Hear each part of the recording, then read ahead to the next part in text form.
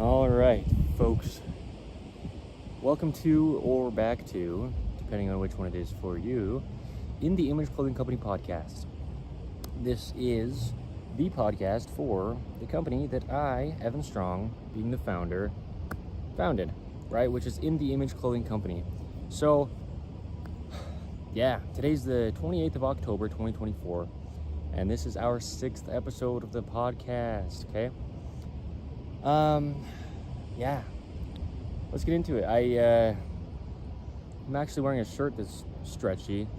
I was planning on, I might still, even maybe after I make this podcast episode, go make a video on this shirt titled something like How Stretchy Clothing Affects Body Mechanics for In the Image Clothing Company, because I haven't actually made a video on that yet.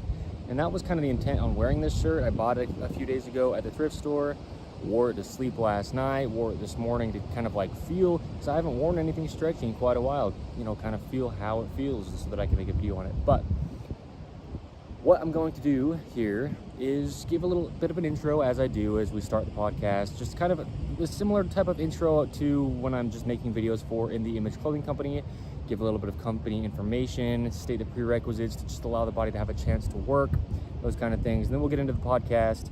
We'll talk about what we discuss here, which is the gospel of Jesus Christ here at In the Image Clothing Company Podcast. So, we at In the Image Clothing Company talk about the body as it is, as it was designed by our living God before we then came into this world and got altered through worldly things, anything made of any kind of thing that is flat, when our hands are rounded and our feet like texture, like in nature there's always texture, and we have so many flat surfaces for our floorings, and even outdoor concrete is very flat, things like that. So clothing is the only thing placed physically directly on our bodies at all times. So it's the only thing that has the potential to alter our bodies to that degree. At all times, it has the potential to be altering our body's natural workings if it's imbalanced, if it's unnatural. Like I was mentioning with this undershirt, this gray one, if you're watching this in visual form, right, this is also available in only audio form where you can find your podcasts. But this shirt here, if you can see in the, if you're watching this video rather than just listening, it's stretchy and things like that. Stretchy materials within clothing, they alter the body's natural workings, because within nature there is no stretch that our body would come in contact in the kind of way that it does within clothing. So it's just very rare to find things stretchy in nature at all, and then if you do, we're not going to be like really interacting with it in that kind of way, really not at all. So yeah, anyway, the prerequisites that I have had, I'll state this and then I'll kind of state a few more things that I didn't quite finish saying there. But the prerequisites that I've had since before I even founded In the Image Clothing Company, just to allow the body to have a chance to operate natural, because that's all we're doing. Again, getting our bodies back to natural. We don't have to work up to something. We don't have to stretch and work out and try to get our bodies to do things. We just have to stop the alteration of the body, stop the restriction of the body, and allow it to have its natural forms, its natural movements, and its natural positioning. So, lacing the shoes that you're wearing with the technique that is In the Image Clothing Company's shoelacing technique, you can find where you find us online. We do have our official domain, InTheImageClothingCompany.com, but you can also just find us anywhere that you can find us on the internet. Being 2024, there's plenty of ways to do that. That lacing includes tying your shoes evenly. If you are watching this visual again, right, you can see my demonstration over toward the inside, okay? Natural, even internal rotation, that's what we're trying to get our bodies back to. Pairing the shoelacing with removing the tags from stemming within the shoes, anywhere that they are, but they're normally within the tongues of the shoes, and then up through the entirety of all the clothing you wear. Tags are almost always nowadays made out of synthetic man-made materials that the body doesn't like to ever have to come in contact with at all, and then they're placed on the inside of clothing, pressing directly against our bodies without a say. And then also they cause unnatural gaps in only the location where the tag is placed, and everywhere else it's just the clothing against the body. And so that really does alter the body's natural workings in a big way. I have made videos personally for In the Image Clothing Company, being the founder, on what tags do and how they alter the body. So yeah, anyway, that's the point, is the body's about the skeletal system. It's not about the fat content, it's not about the muscle mass. Those things come and go different times in our lives. We have more or less of them. But the skeletal system is really all that matters, because that's all the musculature of the body does anyway, is operate the skeletal system. It hinges it, pivots it, rotates it, and allows it to move. So if there's wind within this podcast episode, I understand it's quite windy. I'm just sitting out here on the grass, and it is a pretty windy fall day in October here in Utah. So I'm going to roll with it, though. I'm just going to kind of address it just so, because I am aware it's probably quite windy in the mic. So that's what it is. All right. What I want to discuss in this podcast episode is the idea of love. And I want to get this, I always have said since the very start of In The Image Clothing Company, the very first launch video of the podcast, it was a similar thing. It was kind of like almost a disclaimer in a sense, but not as if it's like a bad thing, but more of just like, hey, this is what we are, this is what we always will be.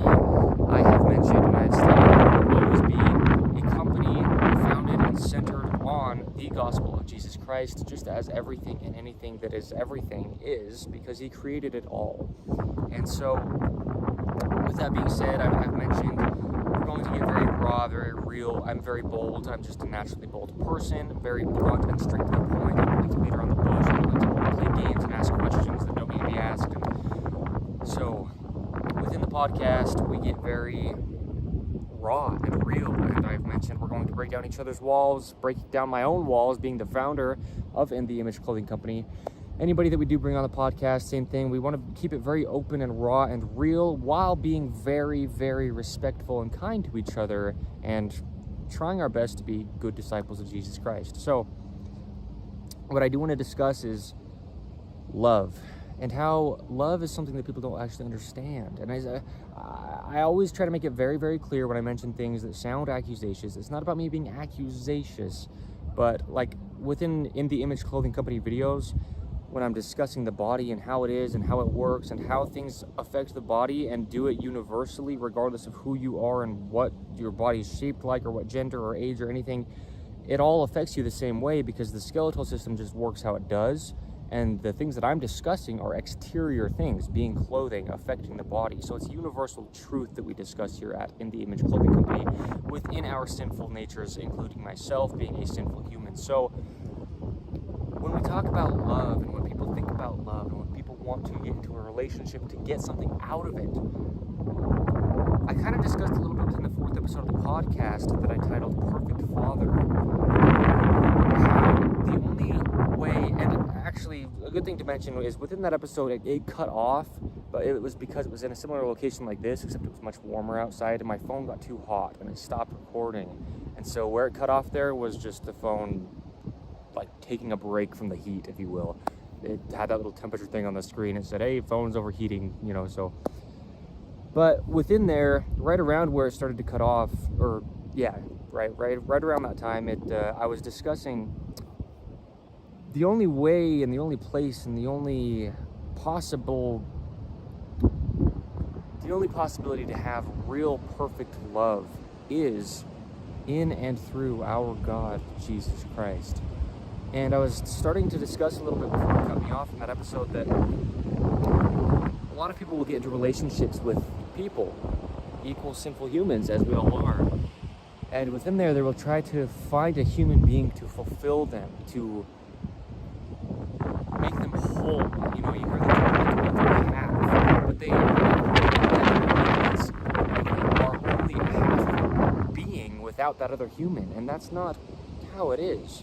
Because what that does create is codependency, and that does create in the ability to have idolization within a relationship. And that's something that is so absolutely very extremely common nowadays in 2024 for people to be having, is idolization toward other human beings. And I myself have struggled with that, right?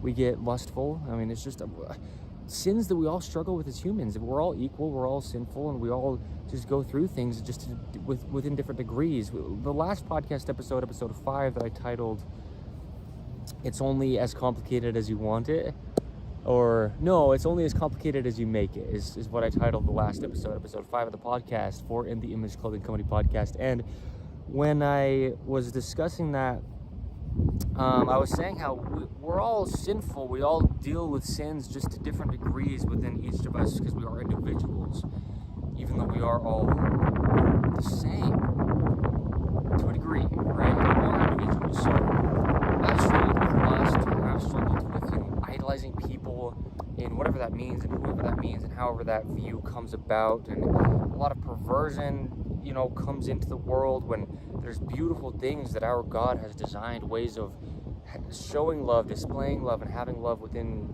relationships, but then the world perverts it and it takes something absolutely beautiful and wonderful and just skews it and makes it something that's actually very evil. So we all struggle with that to different degrees, and so myself included. I'm just not being accusatious, like being on some pedestal talking down on people, but I'm just kind of discussing something that doesn't get talked about all so often. So, and it's just universal truth, just something that's happening. Okay, so when we get into relationships and expect that other human being who isn't equal to us to kind of like fulfill us, to make us whole, to give us something that we are otherwise lacking, so it seems, without having that person in our lives, then the potential comes up to idolize this human being.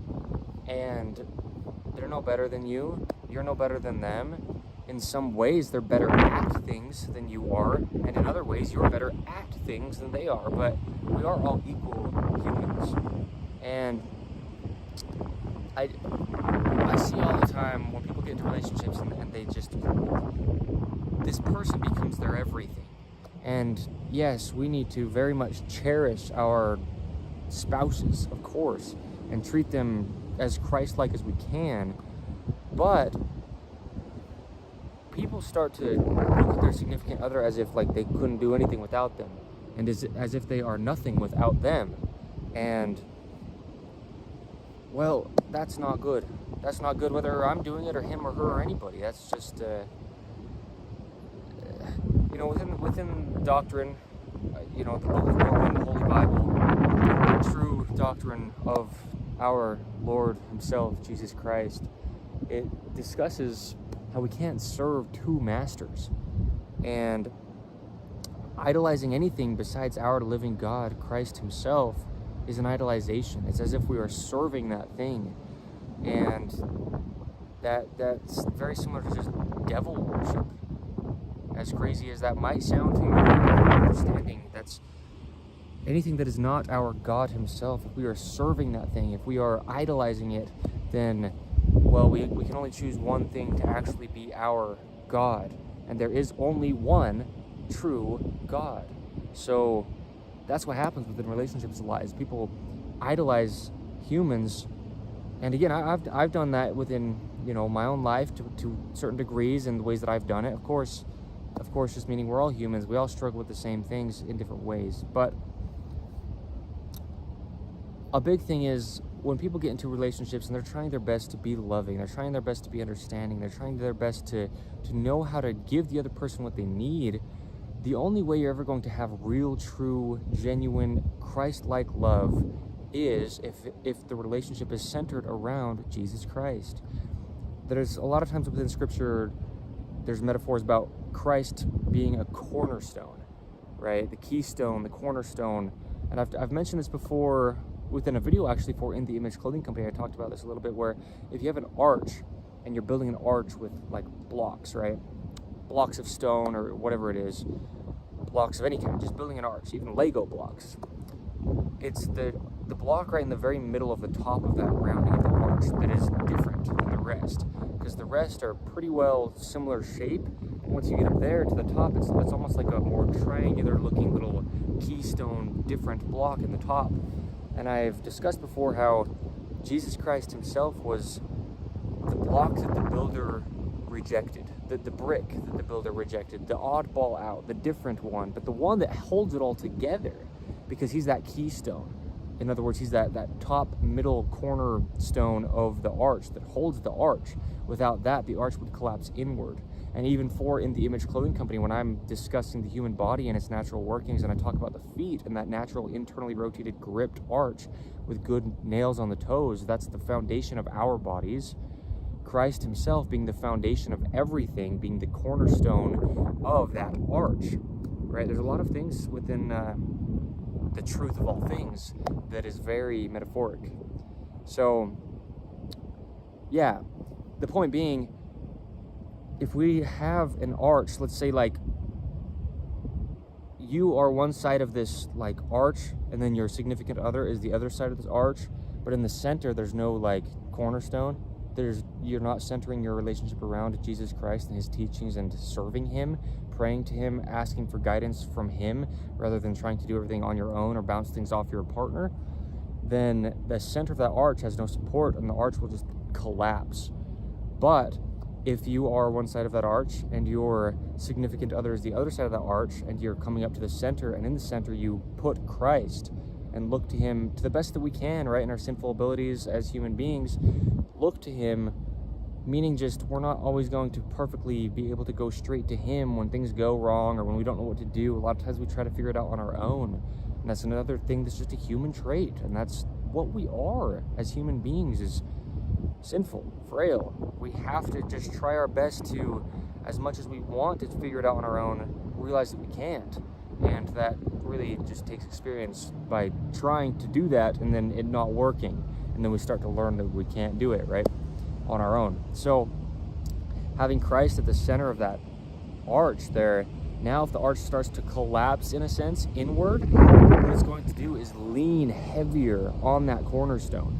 And then that's what strengthens an arch, is the top of it, the center of it. Something pressing down on the top of the arch will actually create a more stable arch. If you stack the blocks and make the arch and you kind of push on it from the side, you could potentially push it over, but the more weight that you get on the top of that arch, because of the shape that an arch is, the arch is actually more stable the more like emphasis you put on the center of that top, right? Which in this metaphoric arch explanation is Jesus Christ. So in other words, the more focus you put on Christ, the stronger our arch, being, right, one human on one side and the other human on the other side in a relationship, for my example here, the more strong that arch will then be. So, yes.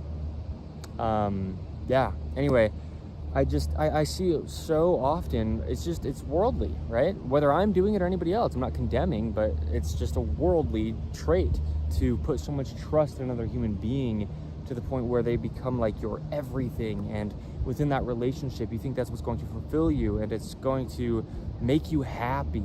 And people seek for happiness in life, right? That's just something we have to kind of overcome, is this desire for happiness.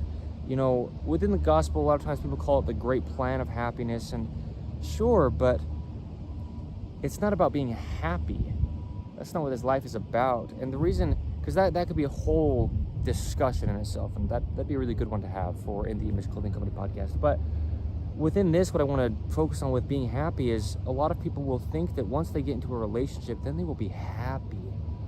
But they're just relying on an equally sinful human being to try to fulfill them. And that's just not something that you can rely on. And I want this to be hard to correct, but it needs to be said. We can't actually rely on people. You can love people and you can allow people to be there for you if and when and how they do that, but we can't rely on people. Because what if that person were to die? People die. We all will die. What if that person can't be there for you in the way that you were really so much hoping that they could, but then they're trying their best and it's just not like what you need? Regardless of how great they're trying or how much they're trying to do, it's nothing about them being like not good enough, but they being just an equal to you can't fulfill you. And so that's the thing, is our God, Jesus Christ himself, he knows every one of us absolutely perfectly, better than we could know ourselves, better than any other human could possibly even begin to know us. And so he already knows what we need before we know that we need anything. And he's the one that will fulfill us. He's the one that will make us, I don't want to focus on happiness, but he's the one that will bring us joy. I'll give a little explanation here on happiness versus lasting joy. Happiness is just a fleeting emotion, like anger. But joy, you can be joyful in your suffering, for example. Joy is more a state to dwell within, and happiness is just an emotion that pops up here and there. So yeah, we as humans have the tendency to try to seek for things in other equals that we don't feel that we have enough within ourselves. But then, just because it's the truth, we can't rely on people to give us exactly what we feel that we need, because they don't know how to do that perfectly. So the more that we try to rely on another human being, like within a romantic relationship, the more we feel like we're being let down, when we're not being let down by anything. But we're just trying so hard to make somebody be something they cannot be, which is perfect. And that's what ends up happening, whether we're realizing that's what we're doing or not. If you feel like you need this human to be the thing to soothe you, to comfort you, if they can't do it in the way that you feel that you need it done, you potentially will try to make that person be what you need. And now you're trying to change the human. You're trying to make them be this perfect thing that you need. And that's the thing with love is on the other end. Love is a give. Love is not a take. And yes, there's reciprocation that comes within love, but if we focus more on just what we can get from people, then it doesn't become love as much as it becomes this person's like an asset to me and they can give me things. And yeah. And then what if they can't, right? I mean, they don't, well, what if there's something that you feel is so great that this person has that they are giving to you? What if they can't do that any longer? And that is what was like holding your relationship together. It's like banking the whole relationship on the fact that this human being is good at doing this one thing specifically that you need or want or feel that that's what you want, and they are giving it to you. Well, what if something happens to them or to the relationship or to the dynamic to where that thing can't be given to you anymore, right? And that happens a lot of the time. So, yeah, because people can't read each other's minds. No matter what, I mean, people have gifts and people can do, you know, I mean, whatever we're given through our God's will for us to be able to do. I mean, yeah, people can have amazing gifts. I'm not saying that there's no way that anybody could ever read people's minds. I mean, right, there's so much that we don't understand. But what I mean is, we're not going to be able to, like, you know, I mean, because that almost becomes serving an idol, you know, on either end, whether you're trying so hard to get something from the other person or you're trying so hard to just please the other person. It's just, it becomes like idolization. So I've done it, and it's very unhealthy. I want to mention this a little bit. Last year, I got into this like very, very short little relationship where I got into this thing with this woman, and she ended up being a harlot. I didn't see it at the time. We get into these things within our lives potentially where it's like, I could never be deceived. I'm too discerning. I'm so centered with Christ. There's no way that I could ever have a problem. You know, like we get all these kind of things. This woman convinced me that she loved me, and she convinced me that I loved her. And she ended up being the whore. I'm not accusing, that's what happened. And she just moved on to the next guy after like saying that she was going to spend her life with me. And I was 24 years old, ready to start a family because I thought that's what was happening. And I was praying through everything and trying to be discerning, and I got deceived by a whore. And she moved on to whatever. I don't know where she is or what happened. I didn't try to figure it out because I got hurt because I allowed myself to put trust into this woman. And ideally we can trust each other to a degree, but she was just very, yeah. She had a spirit of, you know, she was a harlot. So I just didn't see it. And I went through months and months and months and months after that of hell, like torment and misery. And I was trying so hard to like tell her how much I loved her, and she probably couldn't have cared less about me. But her words were just like, so, oh yeah, we're spending our life together, and oh, I want to spend every second with you, and all these things, right? I didn't see it, you know. I mean, I've seen harlots all over the place, right? I've dealt with that as far as like seeing it within other people's relationships, and I've had women try to just like have some fun with me, right? I mean, it's worldly, it happens, but I got very much deceived, and I believed in that time that I was going to marry this woman, and it wasn't out of what I was doing. I just didn't see through her deception when that's what she was saying we were going to do. So anyway, that took a long time actually to recover from. I'm going to just be very vulnerable because I'm just being very transparent. I left the Church of Jesus Christ of Latter-day Saints last year. This guy's going to be mowing right here. But that's the time that I did. She broke up with me, but like not even really to her. She was just kind of fooling around and using these words that were saying that she was going to be here forever, that she probably says to many, many, many guys a week potentially. So I got caught up in her little spell, and I left the church. I took my records out of the Church of Jesus Christ of Latter-day Saints, and they're still out. And that was February last year. Well, February this year, 2024. So now, I'm figuring out what it means to get back into the church with my records, and a lot of this was a lot of learning experience, and nothing happens by accident. And of course, there's a lot that I'm supposed to be learning within this and stuff, and that's understandable to me now, but it's just unfortunate that really, I have to take accountability for getting deceived. But it's unfortunate that people really use words like that, and try to convince another human being that they're going to be there for them forever when they just say that to multiple guys. That's what a harlot is. And I just became a victim of something, but it happens, right? I have to take accountability for believing it.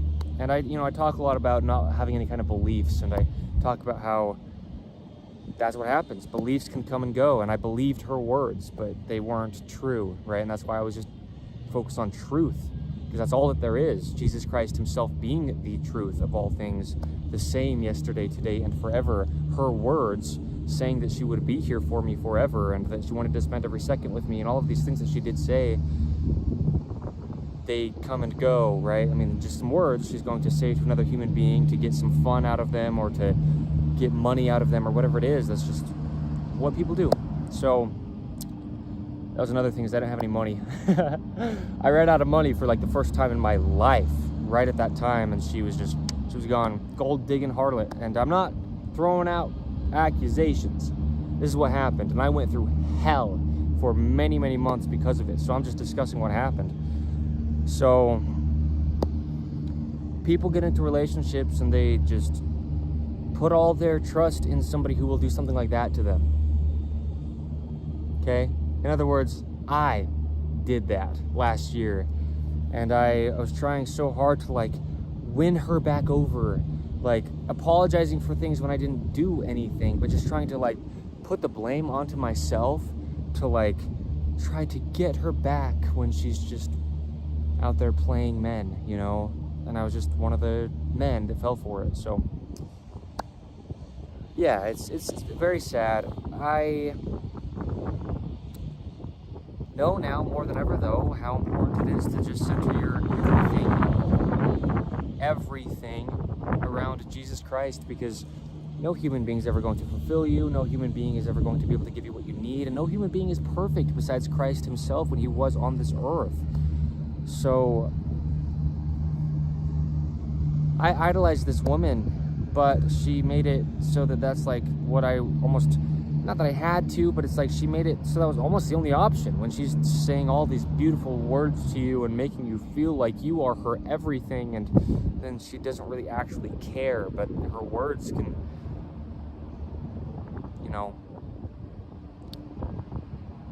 yeah, it's a little spell, little demonic spell that harlots use, truly. So it's very sad, though, when you do have this discerning eye. Again, not that I can't ever get deceived, I'm a human being, but I am quite discerning. And when I'm looking around at relationships, even just standing in line for something in public, or at a grocery store, or whatever it is, and even here at the park where I film so many of my videos for In The Image Clothing Company, and I see couples together, and I can just see the dynamic, and I can see how one of them, and it's not always women, I'm not just blaming only one gender, because it can go on either end. men can be very, very, very much, acting out of the same behavior as women do. They really can. I don't want to say that it's more one gender or the other. I just don't want to, we are all equals, even though we do have our separate roles as men and women, in the ways that really is what it is, right? But, we are equals, though, and so I can just see, dynamics of a man and a woman in a relationship and see which one of them, because a lot of times one of the people within a relationship is only in there because they're getting things out of it, because this person is providing for them, and because this person is giving them attention, giving them food or gifts, or paying for things for them, or whatever it is, and fulfilling these things that they feel that they are lacking within themselves, and they're only there, being the person who's like the harlot, if you will, is only there as long as they want to be, and then they're gone. Move on to the next person, next man or woman, again, regardless of which end it's on, because it does happen on both ends. And it does. It's just sad because you can see it. You can look at the relationship, but when you're within the relationship, a lot of times it's so much harder to see what's going on than when you're just like I'm discussing here, looking at it from an outside perspective. And that's the thing, is you don't want to take advice from human beings. And so I don't want to be giving advice to a human being either, saying like, hey, this person is so taking advantage of you. They only are with you because you're doing blank and blank and blank for them. And, that's not really okay to say. And so that's why the whole thing is you center your personal life around Jesus Christ. And then you won't get into, ideally, right? We can still get deceived, but then we learn from it, and then we have Christ to just come back to, where we should be already, always, anyway. That's not some kind of like choice, but that's just Him. He is the truth of all things. And so, if we do center our lives around Jesus Christ, then no matter what happens within relationships, then you're not crushed, and even that to a degree, we're just experiencing things, and we're supposed to learn from them, because even myself, I was centering my life around Christ through this time last year when this whore moved on to the next guy and treated me like trash and left me in the dust and probably didn't care. And I was still, I was crushed, and I went, I was going through a lot of terrible stuff, but not to the degree where it's like I was relying on myself, because through it all I was still praying, and through it all I was still, and this is the whole thing about what I was saying earlier with, joy can be within misery, and within all that I was still just relying on my Savior, Jesus Christ, because what else was I going to do? What else is anybody going to do? Rely on yourself until when? You can't do anything for yourself if you feel like you need help. You can't help yourself. I can't help myself, because how can you do that? All the self-help communities nowadays, you can't. We have to rely on our God to help us. We have to. Right? I can say whatever I want. You don't have to believe it, but we have to, and that's just something because you know that you cannot rely on yourself, because you can't save yourself.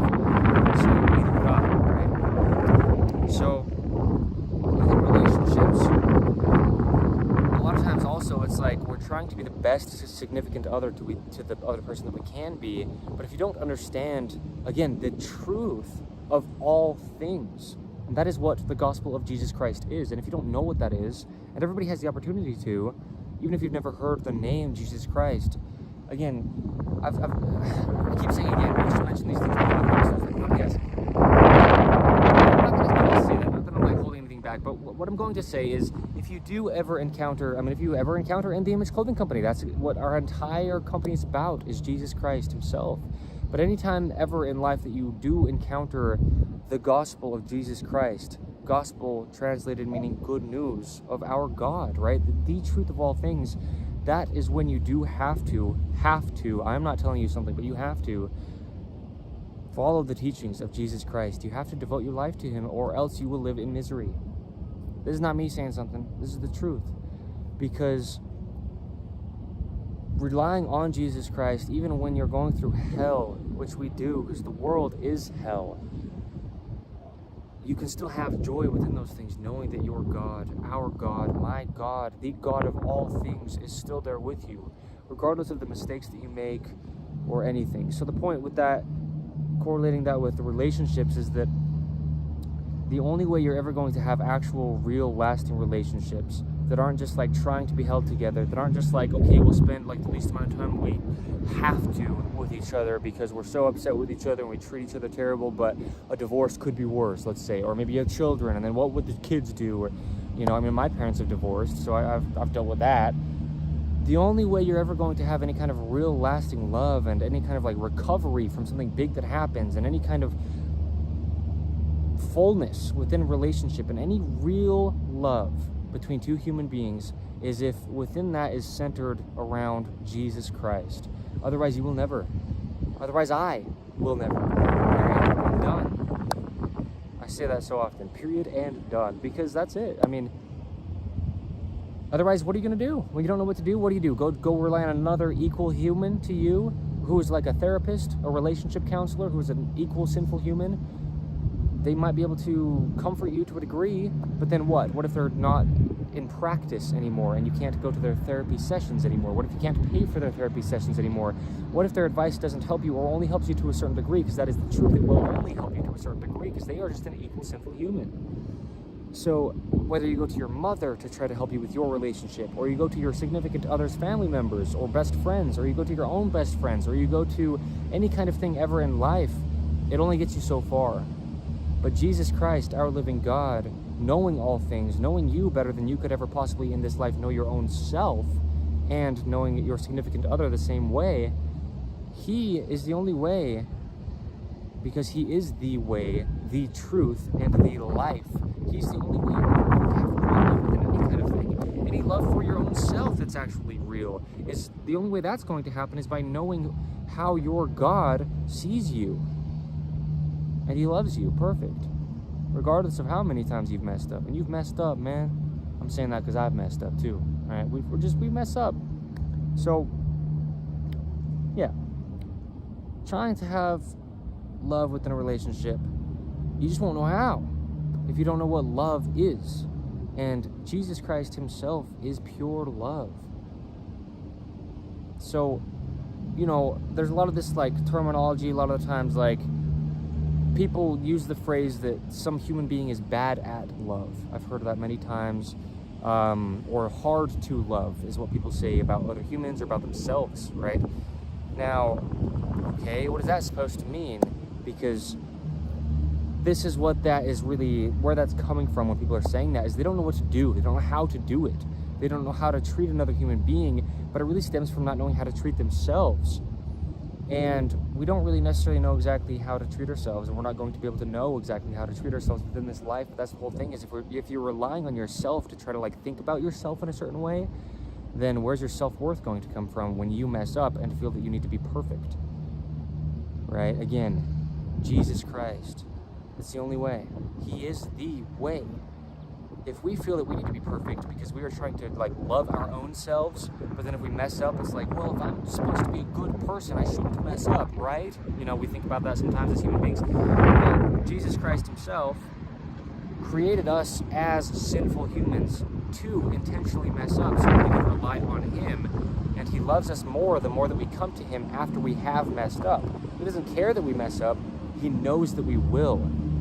He just wants us to come to him, and then he shows us and proves to us what real true love is by him forgiving us every single time, because he has forgiven us already before we've done anything. That's what he did when he took all of our sins upon him when he died for us and suffered for our pains and afflictions around 2,000 years ago.